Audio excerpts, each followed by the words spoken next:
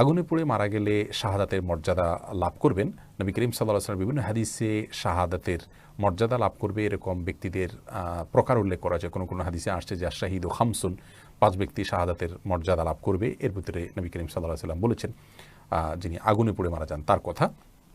তেমনিভাবে পানিতে ডুবে মারা যান, কোনো কিছু নিচে চাপা পড়ে মারা যান, এই ব্যক্তিকে নবী করিম সাল্লাল্লাহু আলাইহি ওয়াসাল্লাম শহীদের মর্যাদা পাবেন বলে বলেছেন। পেটের পীড়া মারা গেছেন তাদের জন্য বলেছেন। আবু দাউদের একটা হাদিসে আসছে ওয়াসাহিবুল হারিকি শহীদ, যে ব্যক্তি আগুনে পুড়ে মারা গেলেন তিনি শহীদ হবেন, অর্থাৎ শহীদের মর্যাদা পাবেন।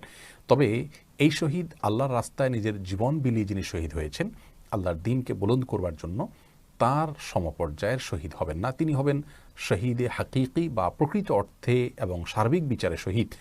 আর এভাবে যারা মৃত্যুবরণ করেন তারা হলেন হুকমান শহীদ, অর্থাৎ বিধানগতভাবে তাদেরকে শহীদ বলা হবে। তারা শহীদের সওয়াবটা লাভ করবেন, কিন্তু পৃথিবীতে একজন সাধারণ মানুষের মতো তাদেরকে গোসল দিবে, দাফন করতে হবে।